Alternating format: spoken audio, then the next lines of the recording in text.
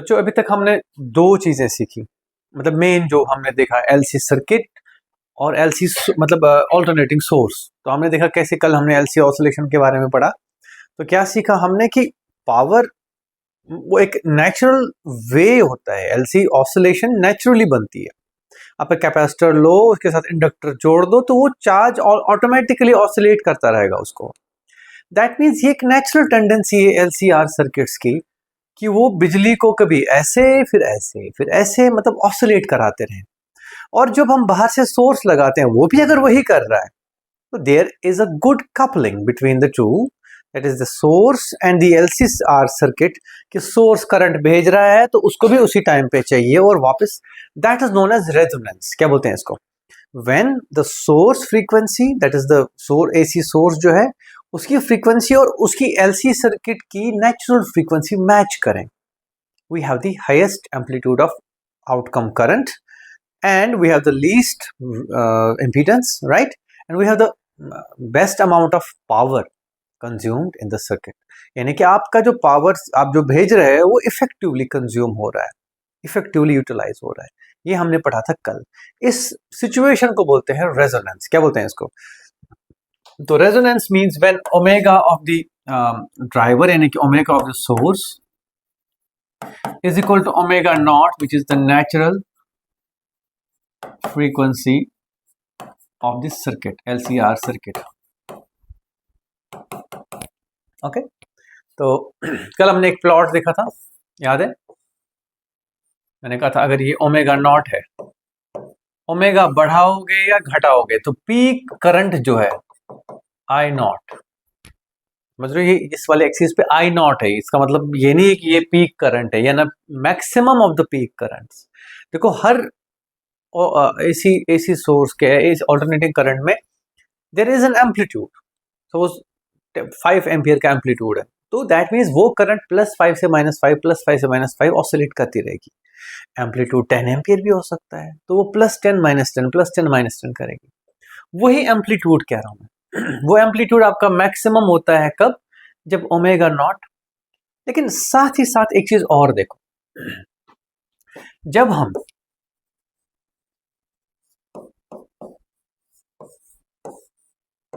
ठीक है, तो अगर इसकी मैं फुल इक्वेशन लिखूं, फोर्स्ड ऑसिलेटर बनेगा। ये क्या बनेगा? ये ध्यान से देखना, ये हो गया -IR -LdI/dt -Q/C plus V0 sin omega t equal to 0। मान लो हमारा सोर्स वोल्टेज ये है, बाकी वोल्टेजेस ये हैं। This seems to me like, अगर ध्यान हो आप लोगों को बेटे, फोर्स्ड ऑसिलेटर, हालांकि हमने शायद सिलेबस में नहीं था, राइट? नहीं था ना, चलो खैर, कुल मिला के मैं कहूँगा ऐसे इट इज उसको पार, इसको ऐसे लिख दे, पार करके लिख देता हूं मैं, V0 sin omega t is equal to, एक तो हो गया L d2Q/dt2, उसके बाद हो गया plus R dQ/dt plus 1/CQ। तो ये ऑसिलेटरी मोशन है, ये एक तरह से ऑसिलेटरी वेरिएशन है of charge, right? And it has a forced oscillation because of the external source। ठीक है, अगर हम ये ना लगाएं तो ये वाली जो इक्वेशन है, it represents a dying oscillation, that is damped oscillation. ठीक है कि नहीं? दैट मीन्स अगर हम ये सोर्स ना लगाएं और ऐसे ही जोड़ दें इसको, तो इसकी ऑसिलेशन धीरे धीरे धीरे धीरे डाई आउट होगी, जो कि इससे रिप्रेजेंट होती है। लेकिन अगर हम फोर्स्ड ऑसिलेटर बनाएं, यानी कि अगर हम पास सोर्स लगाएं, तो इसी ऑसिलेशन को वो मेंटेन करता रहेगा टाइम टाइम। ठीक है कि नहीं? इसमें ध्यान रखना है, ये जो रेजिस्टेंस है, इसकी वजह से भी करंट का जो पीक है रिस्ट्रिक्ट होता है। Is that clear? ठीक है, अगर करंट ज्यादा, अगर सॉरी रेजिस्टेंस ज्यादा हो सर्किट में, रेजोनेंस हो या ना हो, ठीक है, it doesn't matter, let's say resonance है, ठीक है, रेजोनेंस होने के बाद भी आप कह सकते हो, ये नोट करने की जरूरत नहीं है, जस्ट एक्सप्लेनिंग कि क्या क्या वेरिएशन है, ऑसिलेशन ही है, you can simply skip it if you want. Oh God,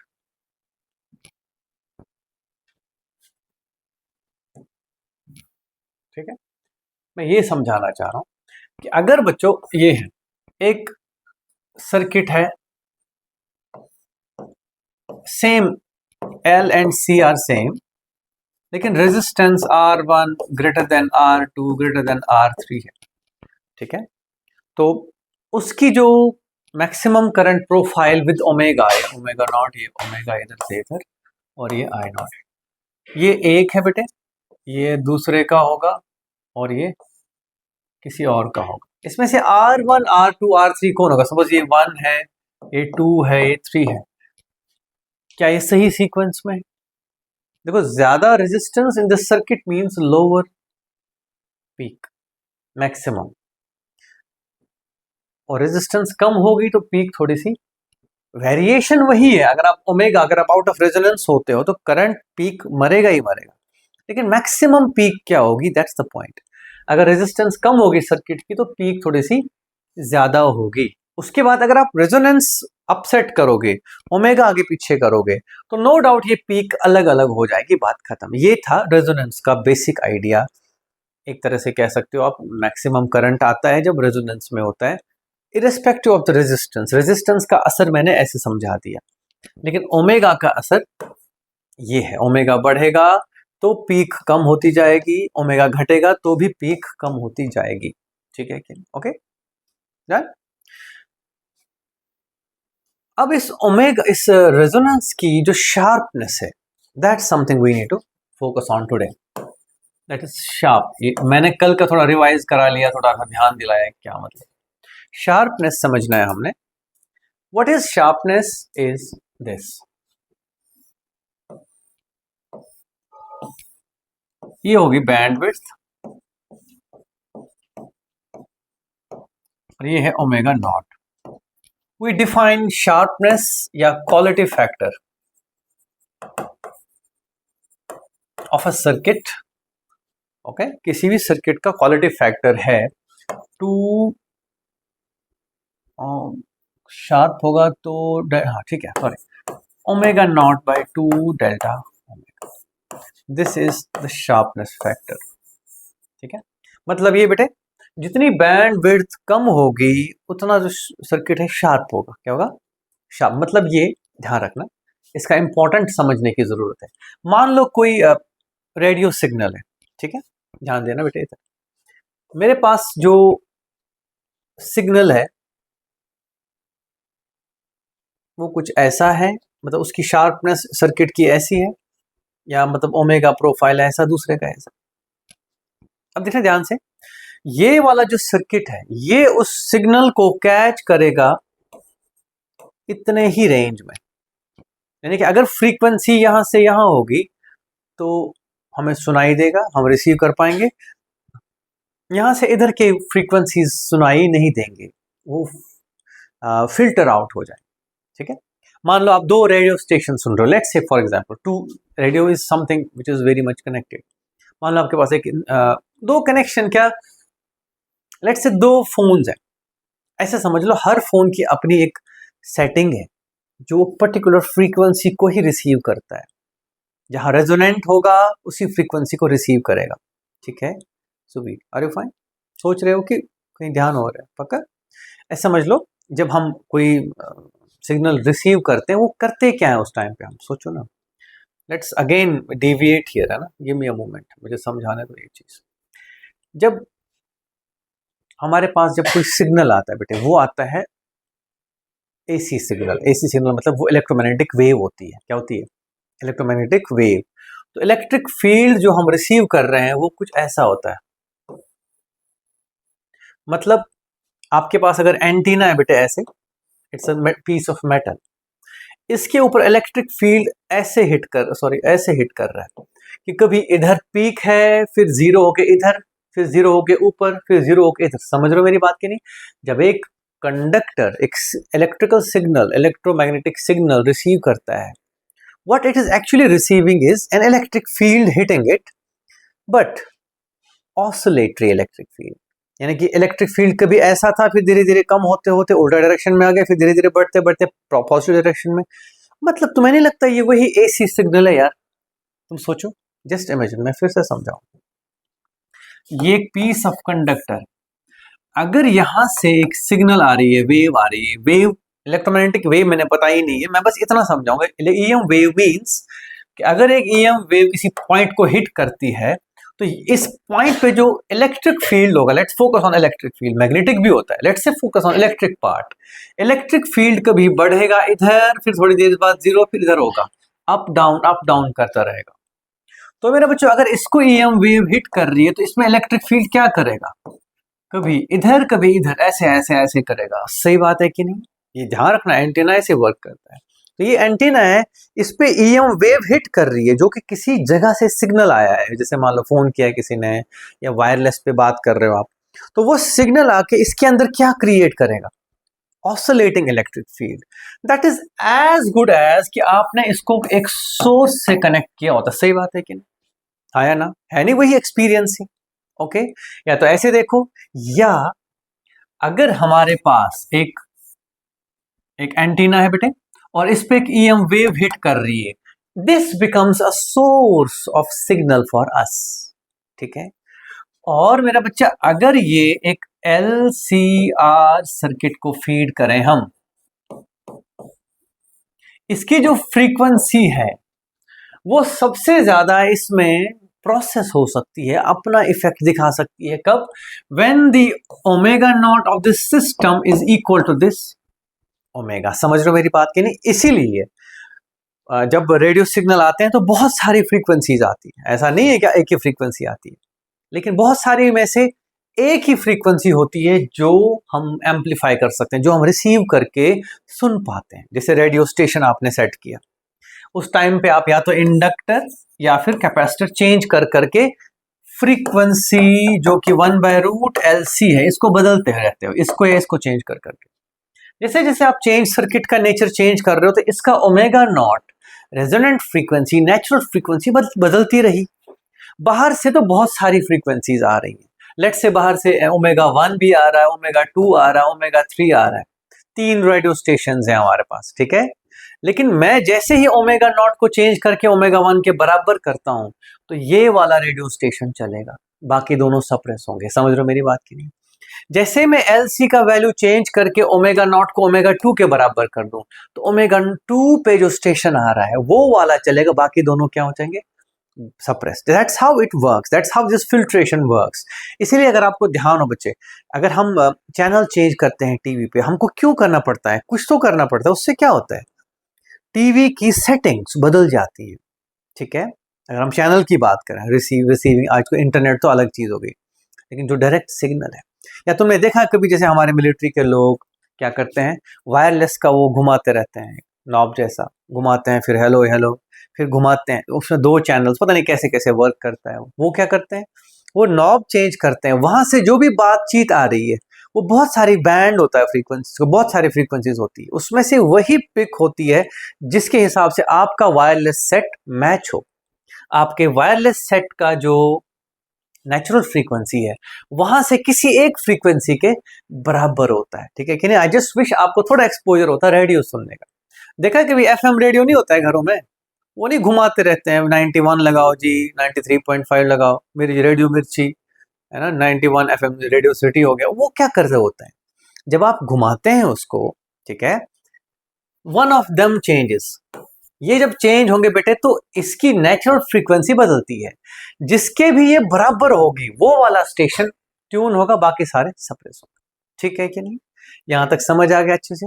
yes और नो? ठीक है, लेकिन गड़बड़ कहां होती है, मैं बताता हूं गड़बड़ कहां होती है। ये जो सर्किट है, अगर इसकी शार्पनेस नहीं है, अगर इसकी शार्प, लेट्स से ये है ओमेगा 1, ये है ओमेगा 2 और ये है ओमेगा 3, ये 3 फ्रीक्वेंसीज हमको एज सिग्नल आ रहे हैं।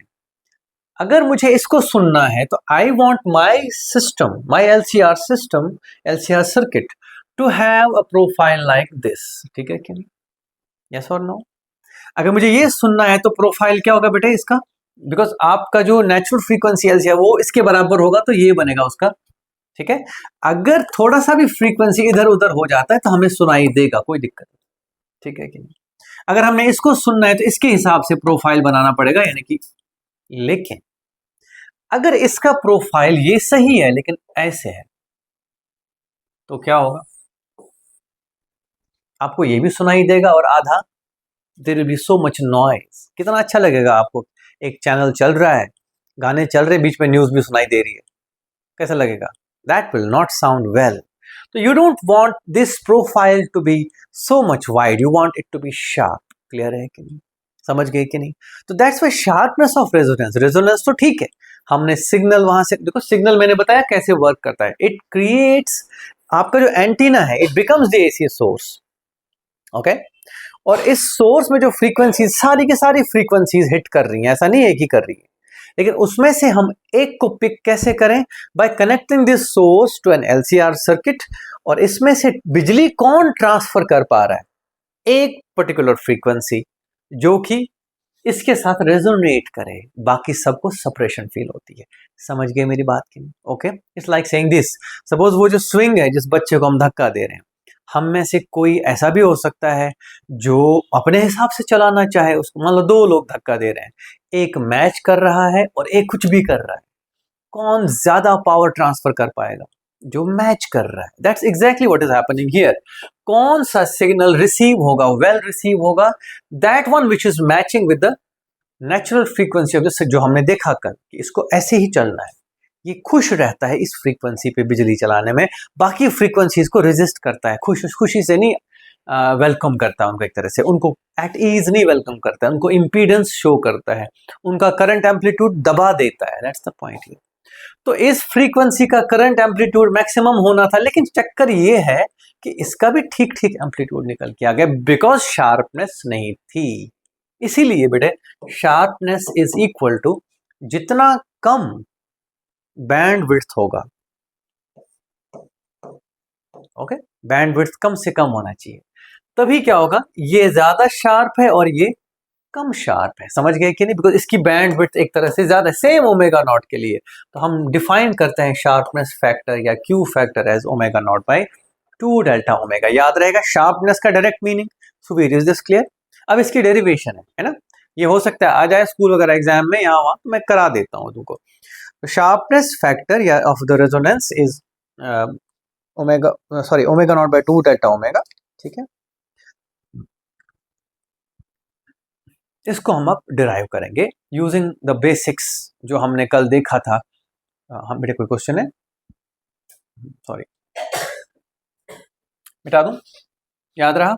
तो एंटीना जो है हमारे सिस्टम, वो क्या एक्ट करता है एज सोर्स, ठीक है। फिर हाल हम इलेक्ट्रिकल पे ही फोकस करेंगे, हालांकि ईएम वेव में मैग्नेटिक भी होता है, उसमें भी वैसा होता है। खैर ऐसा भी कुछ नहीं है, को मैं बता देता हूँ। जो मैग्नेटिक एंटीना होता है वो एक सोलेनॉइड होता है बेटे। क्या होता है?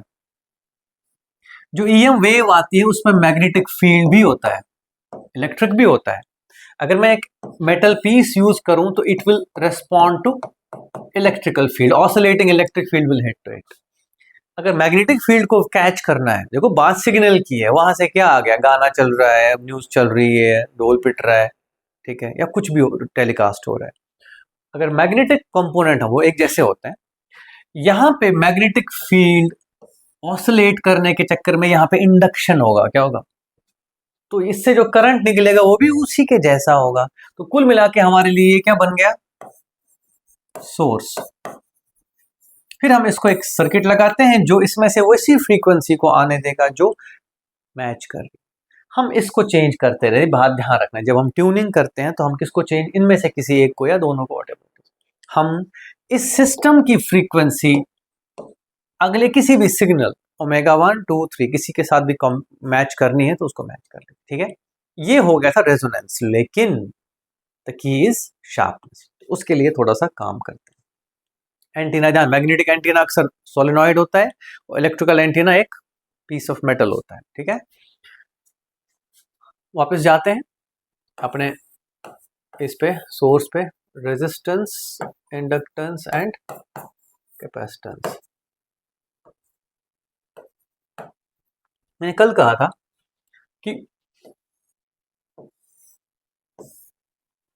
बैंड विड्थ मीन्स जब ये जो मैक्सिमम पीक है, let's call it I not 1, right, और जो ये है let's call it now I not, एक काम करो ना, ठीक है आई नॉट डैश, और यहां पे भी आई नॉट डैश ही होगा, ठीक है कि नहीं? What I am trying to say is that I naught dash is equal to I naught one by root, इतना चलेगा।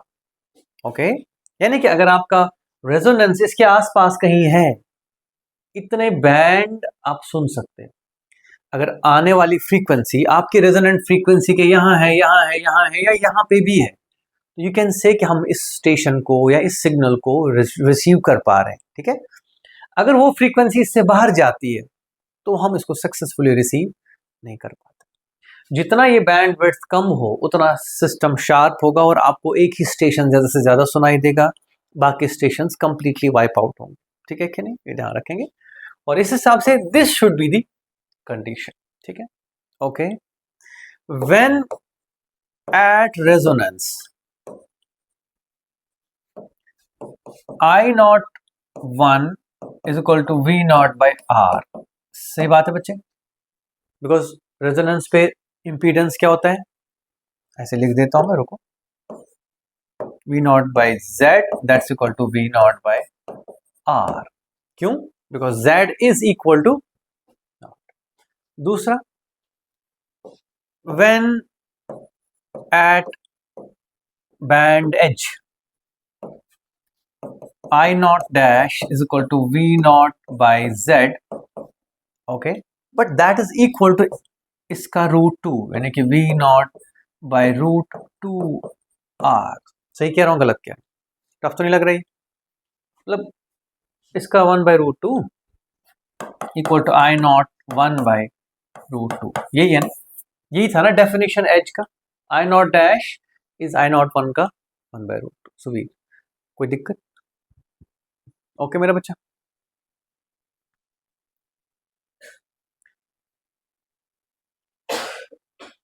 ठीक है। दैट मीन्स पहले इंपीडेंस आर थी, क्या थी पहले इंपीडेंस?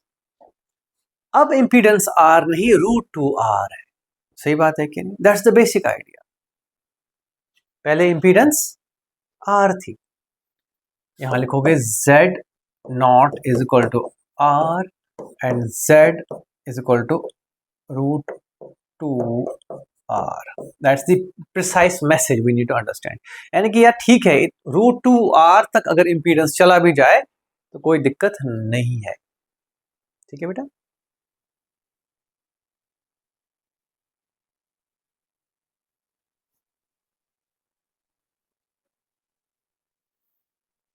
ठीक है,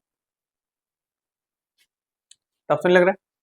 ठीक है, ये बात समझ रहे हो कि यहाँ ओमेगा नॉट है तो यहाँ होगा omega naught plus delta omega, छोटा सा बैंडविड्थ का हाफ, यहाँ omega naught minus delta omega bandwidth का हाफ, ठीक है कि नहीं? यहाँ पे इंपीडेंस ज्यादा होने की वजह क्या है? Because omega is not equal to omega. Resonance proper नहीं है, शार्प रेजोनेंस नहीं है, थोड़ा सा डेविएशन। मेरी बात समझ पा रहे हो कि नहीं?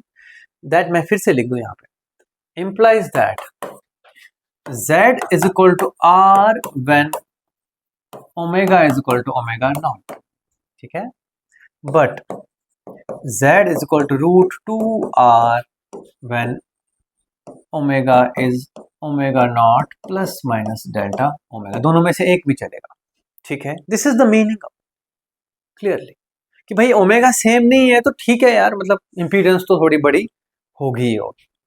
इसको हम यूज करेंगे बेटे, मिटा दूं, कर दूं, ऊपर को कर दूं, ये है मेजर मैसेज हमारे पास। तो लिख लो आप, Z square is equal to two R square. सही कह रहा हूं, गलत कह रहा हूं? हम इस एज को देखो, हमें डेल्टा ओमेगा चाहिए ही चाहिए बस, बिकॉज हमारी शार्पनेस है omega naught by two delta omega, तो हम डेल्टा ओमेगा या इस रेशियो को निकालने की कोशिश करेंगे, बस खत्म। तो Z square is equal to two R square, Z होता है बेटे R square plus X L minus X C naught at resonance square equal to two R square. सही बात है बेटे? नोट तो नहीं करना है? दैट मीन्स एक आर स्क्वायर खत्म, X L minus X C का whole square is equal to R square, ठीक है कि नहीं?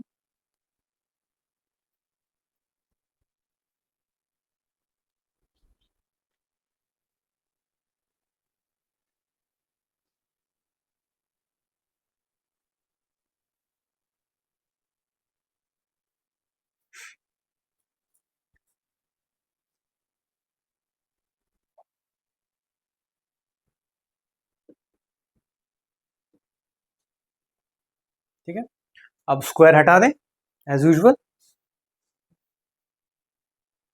स्क्वायर हटा के X L is omega naught omega naught, omega L minus 1/ओमेगा c इज इक्वल टू, मैंने क्यों बोला नॉट ओमेगा नॉट, बिकॉज ये इक्वल नहीं है, this is not at resonance, resonance पे होता तो सीधे आर ही था, पिछले खत्म हो गया, तो जीरो होना था फिर।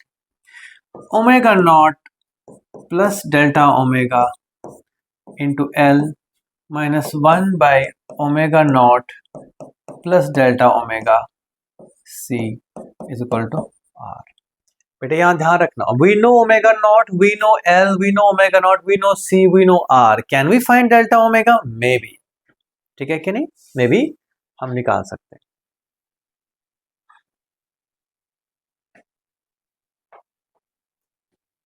ओके, यहां से ओमेगा नॉट कॉमन ले लेंगे तो ओमेगा नॉट एल, अंदर बचा 1 plus delta omega by omega,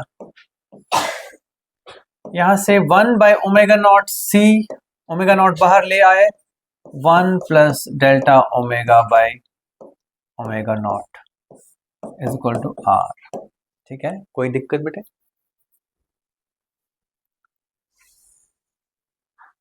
ठीक है, डेरिवेशन है तो अच्छी है, ये जरूरी है। स्टेप्स बता रहा हूँ मैं, इजी कर दिए हैं मैंने काफ़ी हद तक, बाकी तो चलो करना तो है ही, आप क्यों डरोगे इजी टफ से, जस्ट डू इट। ओके, अब ध्यान दो, यहाँ omega not L is equal to 1/ओमेगा नॉट सी, सही बात है गलत है? What I am saying is at resonance क्या होता था, X L minus X C was zero at resonance. ठीक है, रेजोनेंस पे एक्स एल क्या होता है, ओमेगा नॉट एल, और एक्स सी क्या होता है, 1/ओमेगा नॉट सी। क्लियर है कि नहीं? तो अगर मैं ध्यान से देखूं, ये और ये वाली चीज एक ही चीज लिखी जा सकती है, we don't have to worry about it.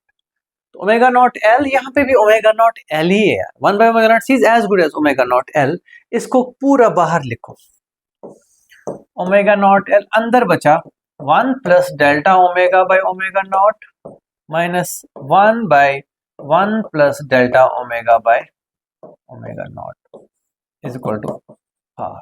सही बात है कि नहीं? ठीक है बच्चों, सुबीर क्लियर है, टफ तो नहीं लग रहा है?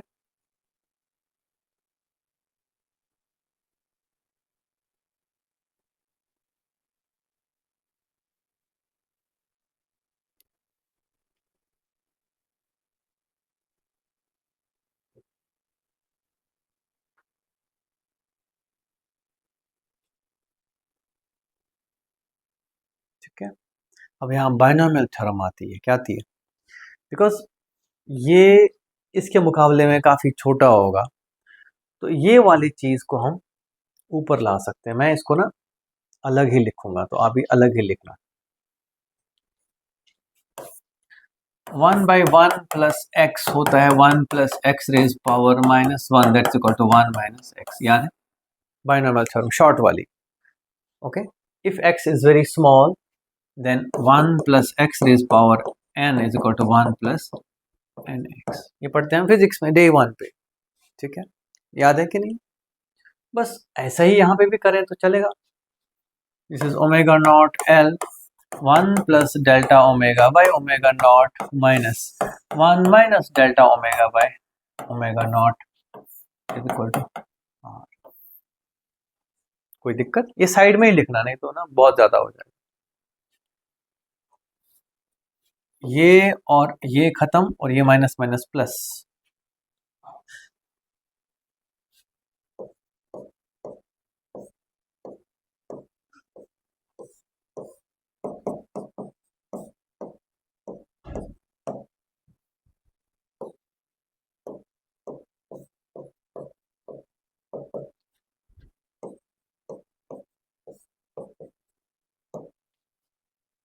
ठीक है,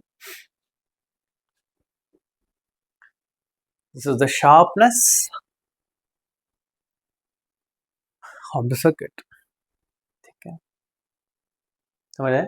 यानी कि अगर रेजिस्टेंस ज्यादा हो तो शार्पनेस अच्छी नहीं होगी, अगर इंडक्टेंस ज्यादा हो तो शार्पनेस अच्छी होगी, ठीक है कि नहीं? At resonance, of course at resonance. हो जाए बेटे, एनी क्वेश्चंस? अच्छे से समझ, डेरिवेशन दिमाग में रही। स्टार्ट कहाँ से करनी है आपने? लिख दी मैंने सारी कि हटा दी?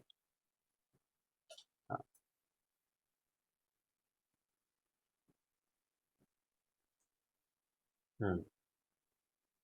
देखो, स्टार्ट हमने यहाँ से किया इस डेरिवेशन, ठीक है, कि भाई व्हेन एट रेजोनेंस, ये when at the band edge, omega जब एजेस पे होगा तो रेजोनेंस ये इम्पीडेंस √2R होनी चाहिए। ये बात हमको समझ आई थी कि ठीक है, 1/√2 टाइम्स मैक्सिमम पीक एक्सेप्टेबल है, we can consider it within tune, okay, कि हाँ भाई ठीक है, उधर से जो सिग्नल आ रहा है वो हम रिसीव कर रहे हैं, वो तो नहीं है ना कुछ, हाँ ठीक है। अब इसका मतलब क्या है हमारे लिए? z is equal to r when this true, z is equal to √2R when this is this. Definition of sharpness omega naught by 2 delta omega मैंने पहले ही समझाया, बिकॉज इससे आपको समझ आएगा ये कि ठीक है, ये शार्प होगा तो ये बैंड विड्थ कम होनी चाहिए, सिंपल है that. Smaller the band width sharper the system, right, यानी कि वो बहुत यहाँ वहाँ की फ्रीक्वेंसीज को अलाउ नहीं करेगा, ठीक है। मुझे देखो बेटे, हमारा टाइम एक अलग टाइम रहा है, मुझे याद है हम रेडियो सुनते थे तो एक स्टेशन के साथ साथ कहीं ना कहीं हल्की फुल्की यहाँ से भी आवाज आती थी। मैं कई बार वॉइस ऑफ अमेरिका सुनता था तो कोई चाइनीज रेडियो स्टेशन का या कोई और चिंग फोंग चला होता था, कहीं ना कहीं कुछ ना कुछ आ जाता था उठ के। That was because the systems were not sharp, okay. और शार्पनेस देखो बढ़ती है अगर ओमेगा बढ़ जाता है, तो आज की डेट में आप देखो मेगा हर्ट्स में होते हैं। हमारे यहाँ हमारे टाइम पे किलो हर्ट्स होते थे, या किलो हर्ट्स तक मुझे याद है, ठीक है कि नहीं। आज की डेट में एफएम क्या है, उसमें मेगा हर्ट्स होते हैं frequencies. Omega naught is too large means it is very sharp, that's it. आज के एफएम क्यों इतना जल्दी सीधे ट्यून होता है, कोई दिक्कत नहीं होता है। हमारे टाइम पे रेडियो स्टेशन पकड़ना मुश्किल हो जाता था, मुझे एग्जैक्टली याद है ये मशक्कत हमारी, मेहनत हमारी ठीक है, okay. Now this is important, ये इम्पीडेंस अदरवाइज ऐसे करोगे, स्क्वायर करोगे, बाकी इसी से निकलेगा ये सारा का सारा, ठीक है कि नहीं, दिस। और उसके बाद हमने ओमेगा का बैंड विड्थ की टर्म्स में लिख दिया, ठीक है। और फिर थोड़ा सा मैथमेटिक्स है वो हमने क्लियर कर दी, दिस इज, ठीक है। इसको आप याद रखने के लिए ऐसे लिख सकते हो, इट इज XL0/R, यानी कि रेजोनेंस का inductive reactance which can be again written as XC0/R, because resonance पे XL is equal to XC।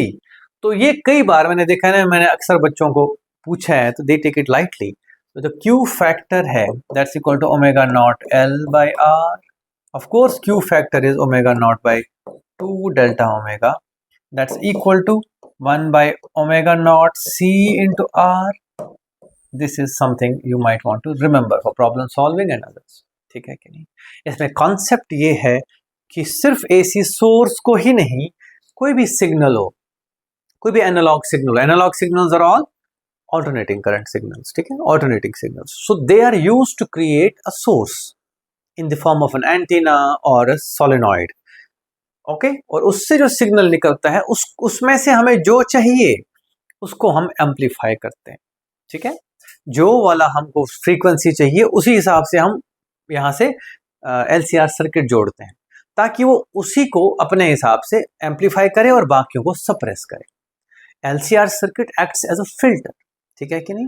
हमारे घरों की सप्लाई ही नहीं है, हमारे जो इलेक्ट्रोमैग्नेटिक सिग्नल्स हैं वो भी इसी पे पेस्ट होते हैं। इसीलिए सपोज वायरलेस बातचीत करनी, वायरलेस सिस्टम से ना वॉकी टॉकी नहीं होती है। अक्सर अगर आप किसी इंजीनियरिंग ऑपरेशन में जाओ जहाँ टेम्पोररी कम्युनिकेशन चाहिए होता है, टनल्स के अंदर बात करनी है, 1-1.5 किलोमीटर लंबी टनल है, आपको टनल के बाहर से अंदर बात करनी, कैसे करोगे? फोन नहीं चलते हैं टनल्स के अंदर, तब वो यूज वॉकी टॉकीज। अंदर भी एक वॉकी टॉकी होगी, बाहर भी होगी, एंड मैं उनकी चैनल लगी होगी, चैनल मतलब उन्होंने जो फ्रीक्वेंसी सेट की होगी, सेट सिस्टम की, वो वही होगी जिस फ्रीक्वेंसी पे बाहर वाला ब्रॉडकास्ट करता है, एंड वाइस वर्सा।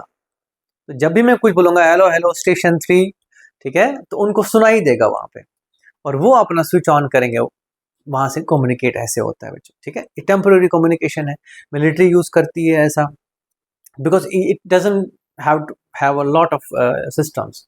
आपको बड़े बड़े सैटेलाइट एंटीनाज नहीं जोड़ने हैं, you can simply do it face to, literally मतलब ना नज़दीक नज़दीक 1-2 किलोमीटर के अंदर।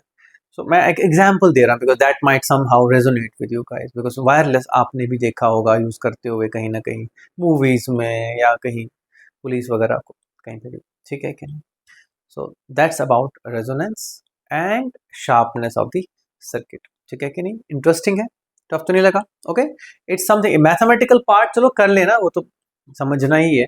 बाकी ये ध्यान रखना कि रेजिस्टेंस से ओवरऑल शार्पनेस घटती ही है, वो दिख ही रहा है। देखो रेजिस्टेंस ज्यादा होगी तो इसको, इसका जो इफेक्ट है कहीं ऐसा याद रख सको तो अच्छी बात है। देखो ये है रेजिस्टेंस, और अगर रेजिस्टेंस ज्यादा हो जाए तो ये बेटे कैसे हो जाएगा?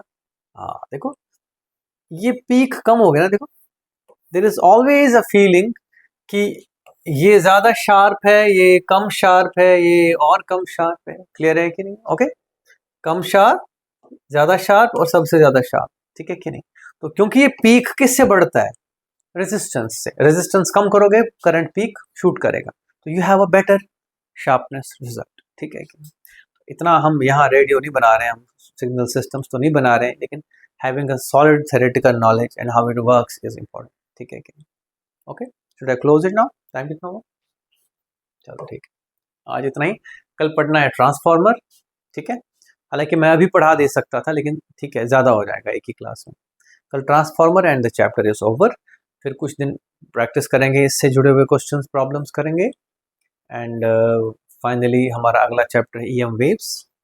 फिर book 2 is not something you should worry about. Ray optics simple है, वेव ऑप्टिक्स में अगर आप ये सब चीज़ें दिमाग में रखोगे, ये जो alternating quantities, there is nothing to explain in wave optics as well. And you can then say modern physics है। 1-1.5 महीने में we can close this syllabus henceforth। मतलब आज के बाद 1.5 महीना, अगस्त आधा, सितंबर और मैक्सिमम आधा अक्टूबर, ऐसे 2 महीने के, ठीक है। उसके बाद 1.5-2 महीना रिवीजन करेंगे और फिर रिवीजन ही करते रहेंगे, क्या दिक्कत। बहुत सारे क्वेश्चंस करेंगे, प्रॉब्लम्स करेंगे। Okay, that's all, thank you.